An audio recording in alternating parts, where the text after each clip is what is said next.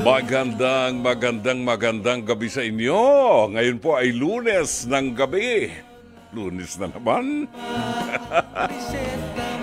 Umiikot lang ho ang araw. Magsisimula ng Lunes, matatapos ng Linggo. Ganun lang ang buhay natin. And how was your weekend? Nakapagpahinga ba tayo? Naku ako, puro pahinga. Maniwala kayo. Oo. At nais nating batiin yung mga nakasama natin na mga pilgrims sa ating pre-departure briefing last Saturday. Yung huling-huling humabol na pilgrim natin sa ating Marian pilgrimage sa Europe this coming October 5, si Belen Carpenter. Ayan. Mega Manila sa 92.3 Radio 5 True FM. Kasabayang napapanood at napapakinggan din po sa Facebook page ng 92.3 True FM at Channel 19 sa Signal Cable, di ba? O, ano pang sasabihin nyo? Nasa Signal Cable tayo, Channel 19. Pakishare din po ang ating live stream at ang ating episode ngayong gabi. At syempre mga kapatid, i-follow, like, and share ang ating social media accounts. Ito po ang at Radio 5 True FM, di ba Mike? Ito po ang ating mga tawag dito, mga social media accounts natin at Radio 5 True FM sa X, formerly Twitter, Threads, Instagram, Facebook at TikTok. And don't forget, mag-subscribe po tayo sa Radio 5 True FM YouTube channel at i-press lang natin ang yellow basket. Mine, di ba? Para naman sa mga nais maging bahagi ng ating programa at makibahagi ng kanilang mga kwento ng kasaysayan ng buhay, mga suliranin na pinagdadaanan po ninyo ngayon, magpadala lamang po kayo ng mensahe sa Dr. Love Facebook Messenger. O dili kaya tumawag po sa ating hotline sa 863-15788 at 863-16674. Today is the 23rd day of September. Kaninang alas 2:30 ng umaga, alas 2:30 ng umaga, ay sumakabilang buhay si Padre Pio. Ayan. At ngayon, ang kanyang kafiestahan, September 23, kafiestahan ni Padre Pio da Pietrelcina. Ayan. Padre Pio da Pietrelcina. Matatagpuan nyo ang kanyang mga labi sa San Giovanni Rotondo, kung saan nandoon ang kanyang mga labi. At ito po ay nasasakupan ng parokya ng simbahan ng Our Lady of Grace. Yon. Isa sa mga pupuntahan natin sa ating paglalakbay this coming October 5 to 21. Pagbabalik po natin, ihatid natin sa inyo ang mabuting balita ng Panginoon. Pagkain pang-spiritual. Mga salita ng Diyos na nag-iiwan ng pag-asa, kapanatagan at kapayapaan. Pagkain pang-spiritual. Hango sa bagong tipan ng banal na aklat. Pagkain pang-spiritual. Narito ang ating pagkaing pang-spiritual sa araw na ito ng Lunes, ika-23 ng buwan ng Setyembre, kafiestahan ni Padre Pio ng Pietrelcina. Ang mabuting balita ay matatagpuan sa 8 kabanata ng Ebanghelyo sangayon kay San Lucas, talata 16 hanggang 18. Walang taong nagsisindi ng ilaw at pagkatapos ay tinatakluban ng banga o kaya tinatago sa ilalim ng higaan. Sa halip, inilalagay yon sa talagang patungan upang magkaroon ng liwanag para sa mga pumapasok sa bahay. Walang natatago na hindi malalantad at walang lihim na hindi mabubunyag.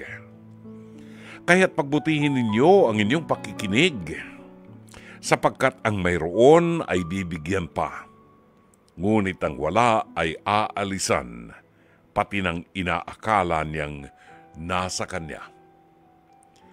Mga kapatid, ang mabuting balita ng Panginoon.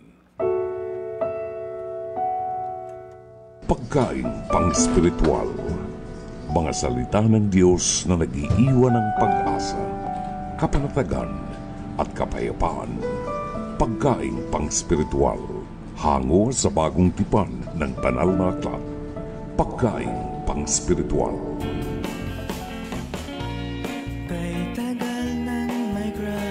Unang bahagi po ng ating palatuntunan, Dr. Love, kasama niyo si Brother June Blaag ngayong Lunes ng gabi. Ang ating mapapanood ngayon sa ating segment ng Pest to Pest, hirit ni Dr. Love. Ito po ay napanood kaninang umaga sa programang Face to Face sa Channel 5 mula Lunes hanggang Biyernes, alas 10:15 hanggang alas 11:15 ng umaga. At mayroon po itong replay sa Signal TV 1PH Channel 1 mula alas 8 hanggang alas 9 ng gabi. Sakali po na meron kayong opinyon, meron kayong mensahe o nagbubula ang inyong bibig sa galit o kumukulo ang dugo nyo o nagpapalpitate ang puso nyo sa galit. Maaari po kayo magpadala ng komento o ng mensahe sa Dr. Love Facebook Messenger o kaya ay mag-comment sa ating live stream. Pwede rin po tumawag sa 863-15788 at 863-16674. Narito po ang ating episode ng Pest to Pest, hirit ni Dr. Love. Ang title po ng ating episode ngayong gabi, Mas Masarap ang Burger Ko. Ayan. Parang nagutom ako doon. Gusto kong kumain ng hamburger. Gusto kong kumain ng hamburger. At gusto ko lagyan pa yan ng fried egg. Diba? Yung sunny side up. Ang sarap niyan. Okay, panoorin ho natin. Mas masarap ang burger ko. Narito. Yolanda, mas masarap ba talaga ang burger mo kesa sa kabilang burger store? Opo. Ano po ba ang problema natin dito sa kabilang burger store? Kasi una siya nagtinda sa amin, pero nung nagkasunugan doon sa lugar namin, nagtinda na rin kami, lalo na yung mga pamangkin ko, nangangailangan kami. Kaya nagnegosyo na rin kami ng... so, nauna itong burger store bago kayo. Okay, so ano yung naging problema ninyo? Ano bang nangyari? Nagkaagawan ba ng customer? Sino ang nagalit? Hindi, nagpuntahan sa amin ng mga customer kasi iba yung mga pati namin. Ang pati namin, homemade sa Tondo. Hindi namin binibili kung saan-saan lang. Okay, so mas nasarapan napunta sa inyo. So ano nangyari? Nagalit itong dating may burger store. So paano kayo nagkagulo? Kasi ang customer niya nagpupunta na sa amin, mas masarap dito sa kabila kaysa sa inyo. Kasi nga, yun sa amin, talagang patin parang... Okay, totoo po bang naiinggit sila sa inyo? Ano naman ang kinaiinggitan bukod sa masarap na mas masarap ang burger ninyo? Ano pa sa tingin ninyo ang mga kinaiinggitan? Yung French fries, at saka yung... So mga paninda talagang pagkain. Saka yung lutuan namin malinis. Ay, malinis ng lutuan. Nako. So ang sinasabi nyo ba, Lola Yolanda, sa tingin nyo ba na kinaiinggitan lang nila ay inyong mga pagkain? Okay. So bakit parang lumalim pa ang away ninyo? Kasi, bakit kayo umabot rito sa face-to-face? Kasi gawa nung lahat ng mga halos ng mga, lalo na yung mga barkada doon ng mga lalaki, sa aming pumupunta. So sa customer lang talaga ito, away negosyo. May pangalan? May pangalan yung ano nyo, burger store nyo, Lola? Wala pa ho. Wala pa. Sana may pangalan. Para Wala pong pangalan? Wala pa ho. So paano sila pupunta? Punta tayo sa burgeran, ganon. Madali na Kay mo Nanay malaman. Yolanda. Malaki yung payong namin eh. May payong Malaking kasi payong, kayo. oo. Doon tayo sa may malaking payong, mas masarap ang Oo. burger doon. Oo. Ganon ang sinasabi nila. Nako, eto na nga. Paano kaya sasagutin ng may-ari ng kabilang burger store ang mga paratang ni Nanay Yolanda? Tawagin natin, Liza, pasok!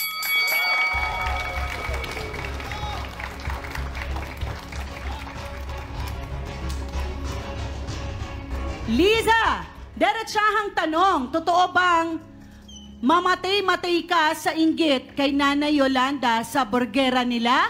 Hindi po ako nainggit sa burger na dahil nauna pa ako nagtinda sa kanila. Okay, so kung nauna kayong nagtinda, ano tong sigalot na nangyari sa inyo? Kasi po, sila po kasi yung ano ko po, customer, kinukuha po nila. Kasi po ako hindi ako nakapagtinda ng 2 linggo po. Hindi namin kinukuha. Kinuha po nila lahat ng customer ko. Sige, okay lang po yun. Kahit kunin nila, pero nakapagtinda po ulit ako. Nakapagtinda ka ulit, Opo, tapos kasi. bumalik ba ang mga customers mo Opo, sa'yo? opo. Totoo ba ito, Nanay Yung Yolanda? totoo kasi yung sa amin, Totoo meron po pang yun. yung gulay. Totoo po yun. Kasi May ako po gulay nauna yung sa nagtinda. amin. May gulay sa inyo, May so yung sa pipino. kanila. At, Kuya Alex, ano to ha? Usaping burger talaga Oo, to. talaga. Yung May sinasabi ni coleslaw. Nanay, Oo, may gulay. May May coleslaw. lettuce. May lettuce. May pipino. Pipino. Magulay. Talaga alam ko yung burger niya may ketchup. May ketchup, Nay? Meron. Oo, sabi nga yun eh. Okay, May ang keso. ano ang burger mo naman, Ate Liza, at bakit sa tingin mo napunta sa kanya ang mga customers ninyo? Ang akin po, pati Jema lang po. Pero masarap po. Pati lang, Opo, may ketchup din po. may ketchup, Opo, at saka mayo, opo. mayo, Opo. may itlog, Mayroon din po. o may egg. Burger, din Meron po. din, oh. Okay, so medyo kompleto, no? So doon tayo ngayon nagkakaalaman sa lasa. Sa tingin mo ba, Ate Liza, kaya pumunta sa kanya lahat dahil mas masarap ang kay Nanay Yolanda? Hindi po masarap yung burger nila. Mas masarap po yung sa akin. Uy, mas masarap sa amin. Masarap po. Hindi Kasi ang nauna lasa. po sa kanya Eh, nagtinda. sa'yo wala. Walang lasa yung sa'yo. Nauna Sabi po ako order nagtinda pa. sa inyo, kaya Sa masarap Tondo yung pa burger ko. nanggagaling. Sarap po. Sa Sa'yo? Tondo, okay. Sige. Ate Yolanda, kasi nilalaban ni Nanay Yolanda na talagang usaping pagkain ito at burger ha, in particular. Pero eto, totoo bang pati ang pakikipagkaibigan daw ni Nanay ay kinaiingitan mo? Kaiingit po ako, hindi po ako nainggit sa kanya. Wala akong pakialam dahil ako naghahanap buhay. Dahil wala po. Yung asawa ko po namatay, saka yung anak ko nakakulong. Kaya kailangan ko po maghanap buhay. Wow. Okay, so saan galing ito, Nanay Yolanda, na kinaiingitan ka? Sa kanya na lino galing yun. Talagang puro ang kaibigan ko doon ay puro lalaki. Halos buong Tataluno, kilala ko. Sa Tatalon. Okay, so paano napunta sa inggitan? Dahil ba naging katapat mo siya sa negosyo, Liza? Hindi po, mas malayo po siya sa akin. Mas malayo po. So ano itong inggit sa bahay na tinitirahan ni Nanay Yolanda? Ay, hindi po ako nainggit sa bahay niya. Kasi yung bahay po niya, tinitirahan po niya, hindi po sa kanya yon. Okay lang yung bahay ko po kahit kahoy lang, sarili ko po. So Yan lang saan po. galing ito, Nanay Yolanda, na kinaiinggitan yung bahay mo? Hindi yun, sa mga pamangkin ko yun. Okay. Kasama ko sila. Mga nagtatrabaho din ho sila. Kaya yung 2 pamangkin ko, nagtitinda. Nay Yolanda, kayo po ba nandito ninireklamo nyo si Ate Liza na ng sulot ng mga customer? Ano bang nireklamo nyo? Pasabi nyo po sa kay Mama Carla para maintindihan natin.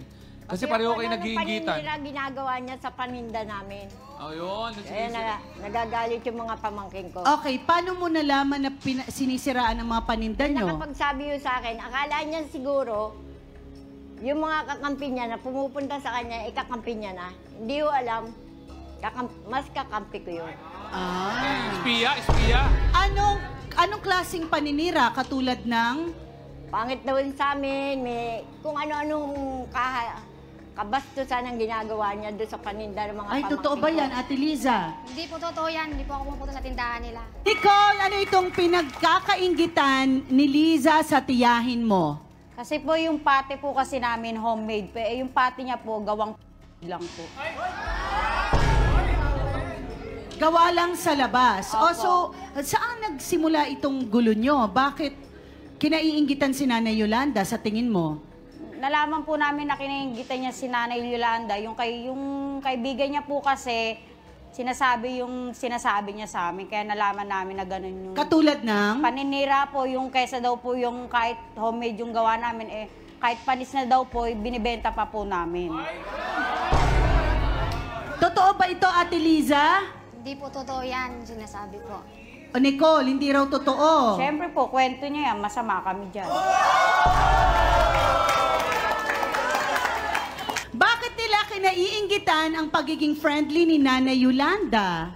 Eh kasi pala kaibigan naman talaga itong Opo. si Nanay Yolanda. Oh, wala ba siyang ibang nakakaaway bukod kay Liza? Marami po, laman na po siya ng barangay namin. Ah, si Liza. Opo. Yun naman pala. Ba't parang dito sa inggitera niya. Ano no?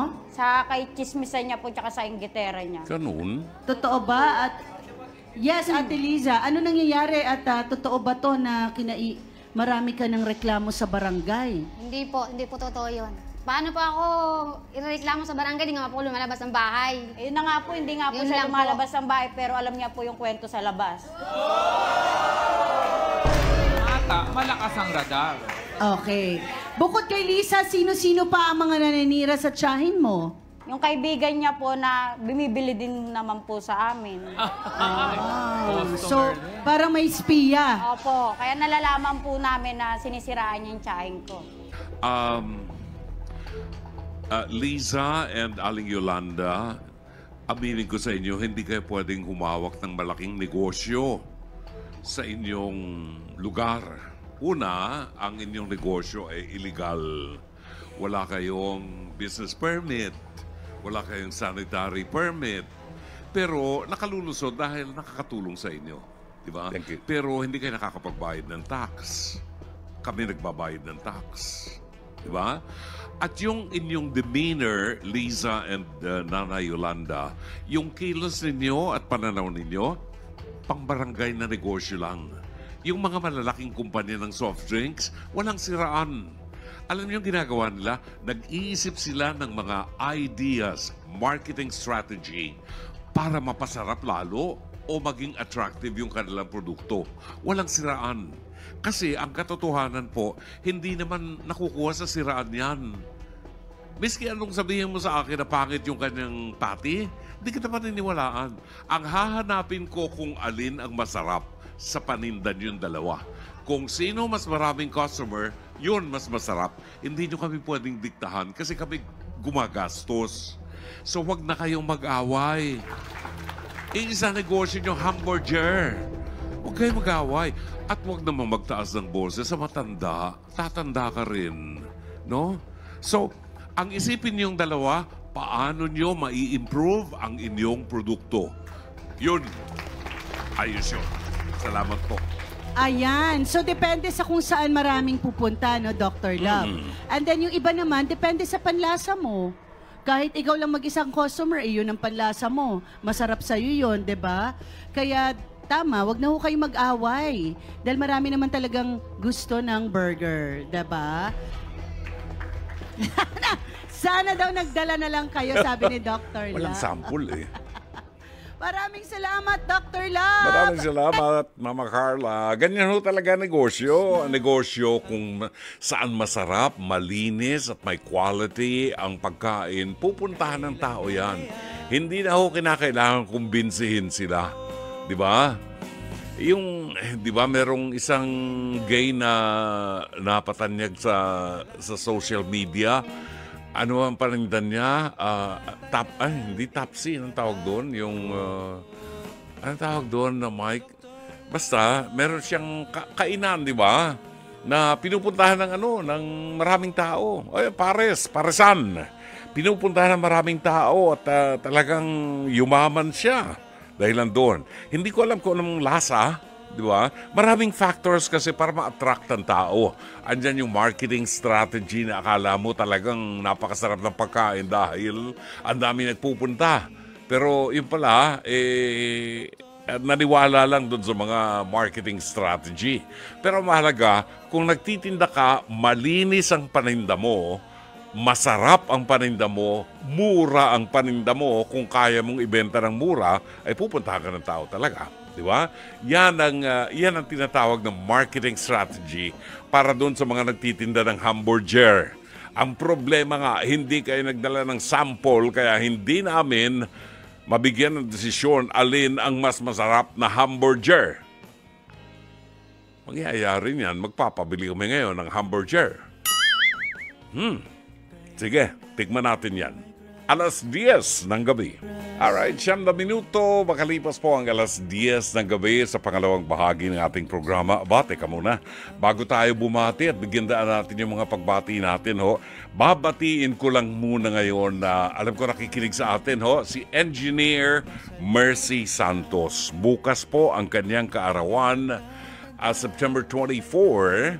Binabati po ng buong barkada ni Mercy Santos siya sa kanyang 45 anyos. Happy birthday! Ayan, so binabati natin siya, kasama natin ang barkada natin, si Mrs. ko at saka si Zenny Raimundo ay buwabati ng maligayang kaarawan kay Engineer Mercy Santos ng Pasig City. Siya ang Pangulo ng kanilang Home Owners Association. Ibig sabihin yan, makakatikim tayo ng masarap na murkon na niluto ni Elsie Flores. Ayan no? Sige, magparamdam ka naman. 11 after 10 o'clock, magandang gabi kay Carmelita Lina Neira ng Hong Kong, kay Ma'am Gigi Alindoga ng Simplicity Crafts and Frames, kay Kuti Mercado. Batiin din natin si Tito George and Tita Alice Kawachi. Magandang gabi sa inyo. Mga regular na mga nakikinig po sa atin yan. Si Edwin Salak ay buwabati na magandang gabi. Taga Bulacan po siya at araw-araw daw nakikinig sa ating programa. Thank you very much, Edwin Salak ng Bulacan. Avalon Mites, Marjon Mamhot ng Paranaque, Crispino Simbahon. Si Ajing po ito, anak ni Telma Ledesma ng Quiapo, Manila. Ay, si Telma. Ay, natatandaan ko si Telma. Oo. Nakasama natin yan ng araw. Telma Ledesma, maraming salamat. LV Cabahog, good evening and happy listening. Si Marvin Zandro Riabad ay buwabati ng magandang gabi at happy feast day of Padre Pio. We visited and heard the Mass at the National Shrine of Padre Pio in Santo Tomas, Batangas yesterday. Such a nice place. Buhat sa North Caloocan, Angelita Banato ng Pateros. Evelyn Fortunato, buwabati ng magandang gabi. Susan Reyes Montinola ng San Pedro Laguna. Alan Ehunco ng Kuwait. Lori Flores ng Pasay City. Joy Acera Masinas. Eloy Daspuig. Si Julieta Sugitan ng Cabiao, Nueva Ecija ay buwabati rin po. Garcia Vincent from Gloucester, United Kingdom. Wow, malayo na yan Matet Mitra Dens de Guzman, magandang gabi po. Ambo Estrella ng Paranaque, Felipe Levantino, Engineer Mercy Santos na nagdiriwang ng kanyang kaarawan. Sabi niya, birthday ko na bukas, Pards. Happy birthday! Call or text you one of these days para makakain tayo ng masarap na murkon. Ayan. And Herbert Gaor, Jacqueline Puzon, and si Herbert ay buwabati na magandang gabi. Okay. Ngayong gabi, kasama natin live sa station. Wow, pangatlong beses na ito Pangatlong beses na ito. Live sa station ang pang-apat na yata ito, no? O pang-apat na yata ito. Well, anyway, kasama natin pag Lunes, binibigyan natin ng pagkakataon ng mga kabataang Pilipino na very talented. At ang kanyang specialty ay spoken word, ito yung mga kabataan na mga poet ba, yung style ng poetry nila, kaiba dun sa poetry natin nung araw. Kasi nung araw, meron kaming pagbigkas ng mga tula na parang, nalimutan ko ang tawag. Pero ito yung balagtasan. Salamat, Micah. Thank you. Ano na gagawin ko? Wala si Mike. Kung wala si Mike Santillan dito, balagtasan nung araw. Parang parang palitan ng kuro-kuro sa isang tema at nagpapalitan sila ng kuro-kuro na patula ang delivery. Yan. So, let's welcome Lance Abellion sa Dr. Love. Lance, good evening and welcome to the show. Magandang gabi ko sa iyo, Brother June, at sa ating mga listeners. Na-miss ko po Tagal kayo. ko nawala, ano? Sabi ko, missed everyone and it's good to be back. Anong pinaggagawa mo pag hindi ka nakaka-air dito? Madami po the past few weeks, no? Una po sa lahat, syempre po, naging busy po tayo sa trabaho and sa work. And nagbalik eskwela po muli tayo. Nagmamasteral ka ngayon? Semesters po sa UP Diliman ng Creative Writing in Filipino. So, siguro mga few weeks ago po, back to school po muli. That's very nice. That's very nice. Well, matagal-tagal ka rin nawala. Pihado, marami ka nagawa. Meron ka namang books na compile para mapagsama-sama yung mga tula na ginawa mo? Yes po, meron na po. And 4 na po so far yung mga libro. Oo. And isa po sa mga dapat yung pong abangan at ang ating mga listeners po. As we speak po, I'm currently developing a new collection of poems na ilalabas ko po this coming December. This coming December. Bagong libro yan. Yes po, bago. Okay. Sa bawat libro, ilang composition ang naisusulat mo? Normally po, mga 20 poems po. Pero, mga 20 po, minsan po 30. Oo. Pero, this coming December po, yung susunod ko pong ilalabas, ito po yung pinaka-konti.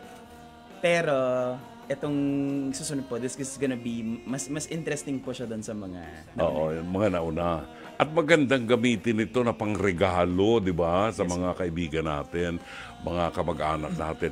Yung bang, that will give them time to reflect on different issues, sa ating kapaligiran na matatagpuan niyo sa libro na isinusulat po ni Lance Abellion. Let's hear it from Lance. Tingnan natin kung anong inihanda niya ngayon sa atin, sa ating programa. Lance? Okay. So, dahil po matagal-tagal po kung nawala, siyempre po, bagong tula po tayo, bagong sulat. At ang bibigkasin ko po ngayong gabi ay isa pong tula na may kinalaman po sa Banyuhay or Metamorphosis po. So, ang pamagat po ng tulang ito ay Banyuhay. Likas sa mga hayop ang pagsuong sa isang pagbabagong anyo, na kung saan ang bawat bahagi ng kanilang katawan ay unti-unting lumalago. Ang luma nilang mga balat ay tumitingkad, ang kanilang pangangatawan ay lumalakas sa paglipas ng mga araw. Matagal ang hinihintay sa kanilang tuluyang pagsisimulang muling pag-iral sa tila panibago nilang anyo na parabang isang biyayang bumaba sa langit na parabang bagong silang. Katulad nila, sa paglaon ng panahon, sa pagdagdag ng mga taon, ay dumaranas ang ating pagkatao ng pagkatuto. Mula sa mga bakas ng ating nakalipas, buhat sa sariling danas ay nakapupulot tayo ng dunong na madadala sa paparating pang mga pagsubok at mga unos. Lahat tayo, katulad ng pinagdaanan ng anak ng tao sa kanyang pag-iral na matapos lumisan sa daigdig ay sa 3 araw ay nabuhay na mag-uli. Parang tayo rin, sa katagalan ay namamatay ang mga lumang gawi, ang ating mga lumang sarili, para sa isang maluwalhati at panibagong pag-asa ng sarili nating pagkabuhay na mag-uli. At doon, tila nagiging bagong muli ang lahat. Taglay ang mga bago at hindi natatapos na mga dahilan ng patuloy nating paghinga. Magandang gabi po sa inyong lahat. Wow! Minsan iisip ko, ang galing, Minsan iisip ko, saan hinuhugot ni Lance yung mga kataga, yung mga salita na kanyang binibigkas? Okay. Parang bahagi na ng katawan mo, ng buhay mo yun. Yes po. Lumalabas. Yung Banyuhay po kasi is kung babalikan po natin yung science classes po natin before, ang Banyuhay po ay ang Filipino translation po ng Metamorphosis of where yung mga butterfly, diba? Oo. The butterfly goes cocoons, tapos pupa. Same with us, na dumadaan tayo sa metamorphosis of where from the very start that we're born, ang dami nating mga natututuhan, mga nakikita sa paligid, and then marami tayong mga stages sa pinagdaraanan, mga pagsubok, mga unos. And siguro, as we go along, as we mature along the way, dun po tayo nagkakaroon ng wisdom on how to perceive things, on how we can respond, not react. Kasi minsan parang tinuturo pa sa akin ng mommy ko, in things, you must respond, not react. Well, normal naman po ang mga emotions natin, pero what's the matter is yung kung paano tayo mas magre-respond kaysa magre-react sa mga bagay-bagay. Yan ang banyuhay. Alam mo, ngayon ko lang natutuhan yan. Metamorphosis pala. Banyuhay po. Sa Tagalog. Yes, Sa Tagalog ay banyuhay. Yun. Anyway, maraming salamat sa iyo. I'm sure marami kang babatiin ngayon, ha? Si Mama Edna ay nanonood sa atin ngayon. I'm very proud of you. Yes po. Siyempre po, binabati ko po si Mami Edna Abelion na nanonood pong mag-isa sa bahay. Happy viewing at syempre po sa mga kasamahan ko po sa Robinson's Magnolia, kay Ate Ruby at Kuya Bobby General ng magandang gabi. They're watching. And si Ruby and Bobby, how are they now? Actually, they're okay. They're doing fine po. Kasama ko po sila sa simbahan. We serve together. Anong parish kayo? Sampaloc, ano? Yes po, yes po. po. Anong parish kayo? Most Holy Trinity Parish. Okay. Mabait yung magkasawang yan. Ruby and Bobby. Tapos po, syempre po, mga kasamahan ko po sa Laya PH, Abelian Family, at syempre po, si Sir JC Calasikas po pala. Magandang gabi po. Condolences sa father, sa buong pamilya sa pagpano ng kanyang ama. Yes po. Maraming salamat sa iyo, Lance. Thank you very much for dropping by. Hope to see you again, ha? Yes po. Maraming salamat. Lance Avillon, 21 minutes after 10. Pagbabalik po natin mamaya ay atin pong tutunghayan ng isang liham kasaysayan na padala sa ating palatuntunan ng isa sa ating tagapakinig. Samantala, marami yan nag-aantabay ng isang awitin buhat kay Frank Sinatra. Batiin ho natin ang Tres Marias ng Dr. Love, si Myra Bulisa Hailey, si Mariví Viola ng Baguio City, sa Makati si Elizabeth Villa Gonzalo, ang ating kaibigan si at kumare na makakasama natin sa October 5 sa Europa, si kumaring Zenny Dayang Hirang, nakasama ko siya nung Sabado. And of course, maraming salamat kay Ming Puhanes, ha? Ming, thank you very much sa napakatamis at very juicy na sangkatutak ng rambutan na natabunan ako ng rambutan nung Sabado. Maraming salamat, Ming Puhanes. Thank you. 22 minutes after 10 sa programang Dr. Love. Johnny Mathis nagpapaalaala ho sa atin ng nalalapit ng Kapaskuhan. 29 after 10 o'clock, palatuntunang Dr. Love Radio Show. Kasama niyo si Brother June Banaag.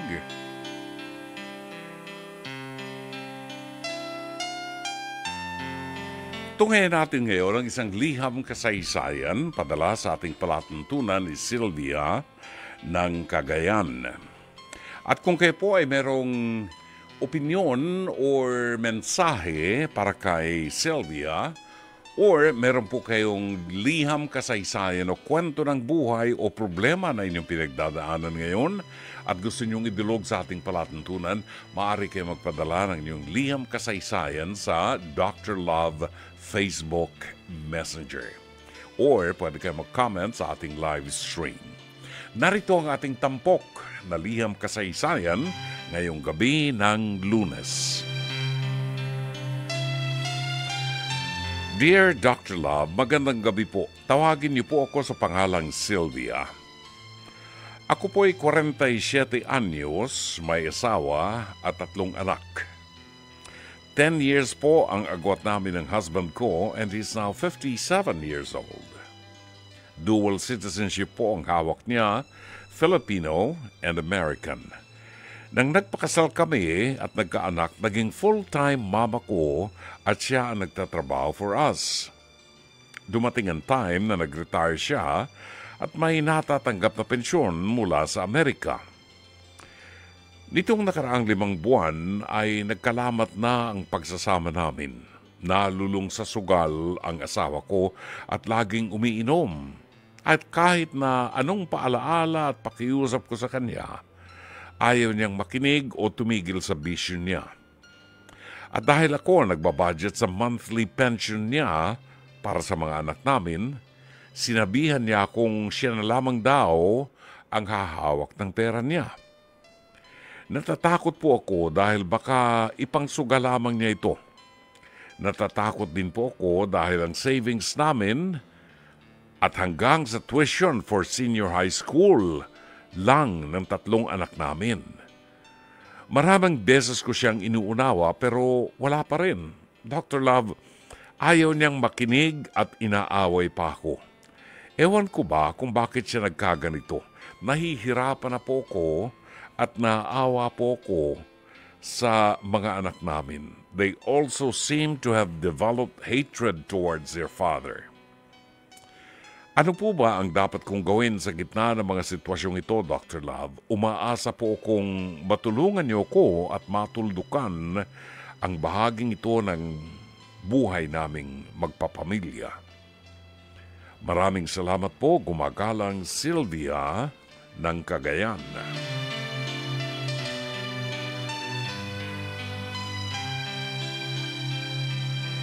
Maraming salamat, Sylvia. Sa maraming mga nakausap natin na mga mag-asawa, kadalasan po ay nauuwi sa hiwalayan kapag ang isa ay nalulung sa sugal or sa alak. Hindi ko alam kung bakit may mga taong nalululong sa sugal.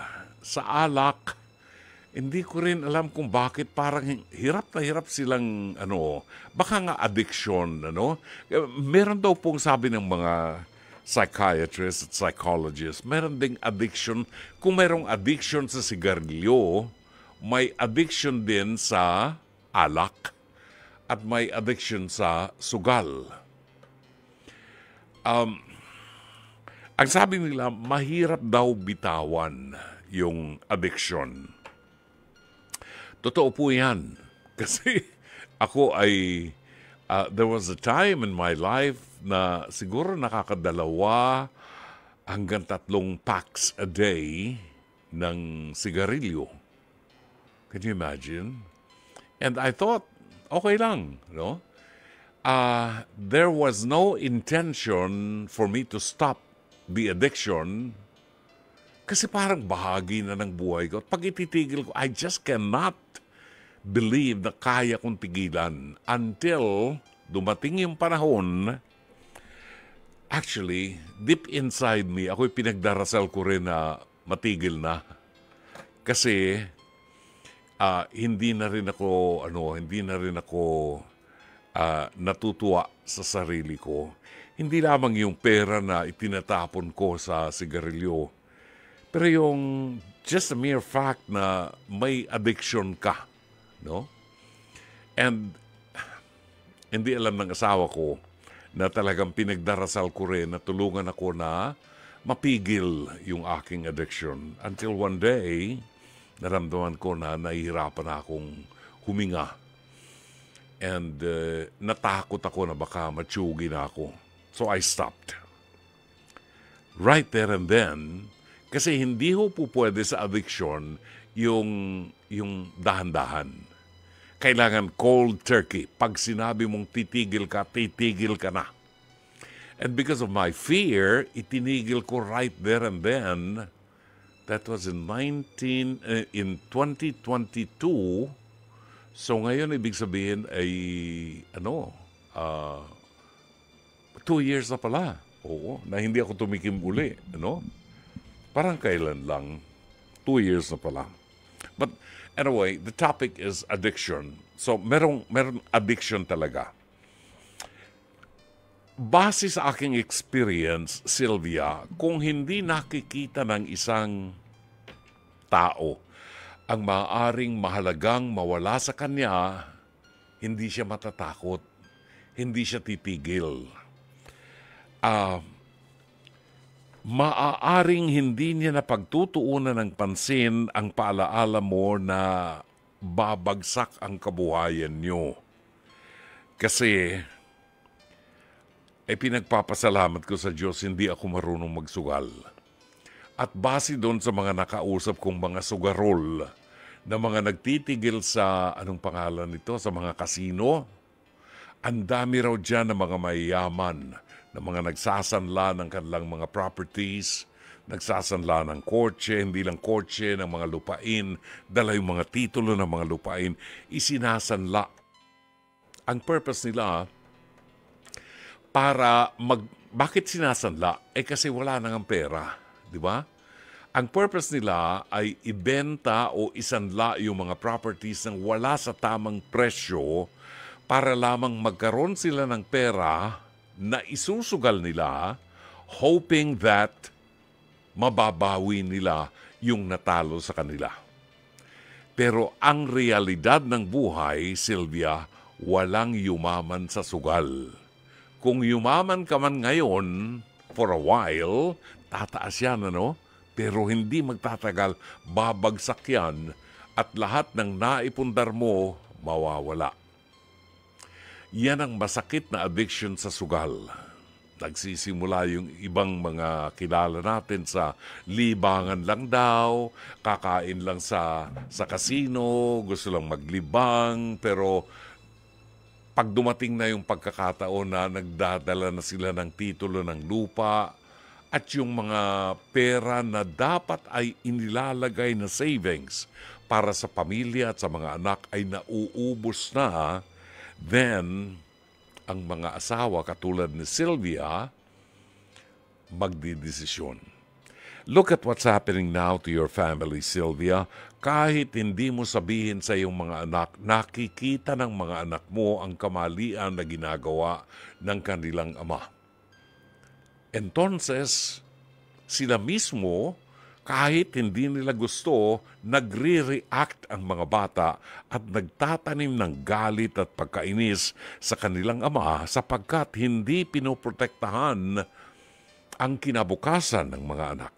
At hindi ako magtataka kung isang araw, si Sylvia ay bumigay din at mawalan na ng pag-asa sa hirap at sama ng loob na kanyang dinaranas na hindi siya binibigyan ng pagpapahalaga o kinukonsider man lamang ng kanyang asawa ang kanyang mga ideas.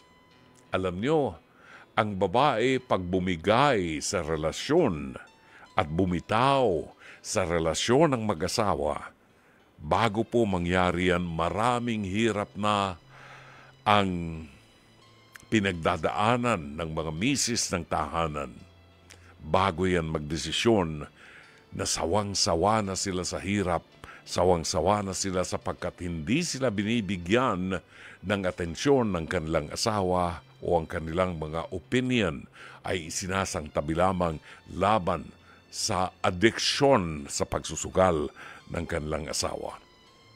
Ganun pa man, katulad ng sinabi ko sa iyo, Sylvia, ang nagpabago sa akin ay ang pagdarasal upang tugunin ng Diyos ang aking kahilingan. Kahit na si Santa Monica na ina ni San Agustin, si Santa Monica is a battered woman. Problema niya ang kanyang asawa, problema niya ang kanyang mga anak. Subalit hindi siya nawala ng pag-asa sa Diyos. Maaaring magtagal ang kanyang paghihirap. In God's time, ibibigay ng Diyos ang kaligtasan at ang katugunan sa kanyang mga kahilingan. Iwanan natin ang pag-asa sa Diyos. Siya lamang ang tutugon sa atin at sana'y magliwanag ang isipan ng iyong asawa, Sylvia, alang-alang na lamang sa kinabukasan ng inyong pamilya. Sana'y natulungan ka ng palatuntunan ito. As always, Dr. Love. Ng Pasko, we have 4 minutes more bago po mag-alas 10 ng gabi sa palatuntunang Dr. Love. Kasama niyo si Brother June Banag. Christmas song, nagpapaalaala sa atin ng pagsilang ng ating Panginoon. And tandaan po natin, baka ho nalilimutan natin, just a gentle reminder. Hindi po darating ang Kapaskuhan nang wala pong Adviento, no? So, baka nalilimutan ho natin yung Advent. Advent comes before Christmas, no? So, pagkatapos ng Advent, ang Adviento ang maghahanda po sa atin para sa malaking selebrasyon ng pagsilang ng anak ng Diyos. So, before Christmas, there is Advent and then the Christmas season. Sana po ay mapagnilay natin ang kahalagahan ng Adviento at ang pagsilang ng Panginoon, lalo na yung pagsilang niya sa ating mga puso. Bueno, tayo po ay hanggang dito na lamang at magbabalik po tayo bukas ng gabi alas 9:30 hanggang alas 11. Sana po ay naging kapaki-pakinabang ang isang oras at kalahati ng ating pagsasama ngayong gabi. Hanggang bukas muli sa ngalan po ng ating buong production staff, sa paumuno po ng ating General Manager ng Nation Broadcasting Corporation, Mr. Raul de la Cruz, ang head ng ating Programming and Production, Alvin Maanyo, ang ating Operations Manager, Cherry Bailet, ang ating producer, si Jake Bacud, ang ating Technical Director, si Direk Sheikh Mamaril, Rome Ortigas, ang ating Studio Technician, ang ORAD Operator at naging producer natin ngayong gabi, Mike Santillan, at ang ating PA at Avid Operator, Jarian Manipon. Ito po naman ang inyong lingkod, Brother June Banag, OP. Hanggang bukas muli, magandang gabi. Maraming salamat. Shalom Aleichem.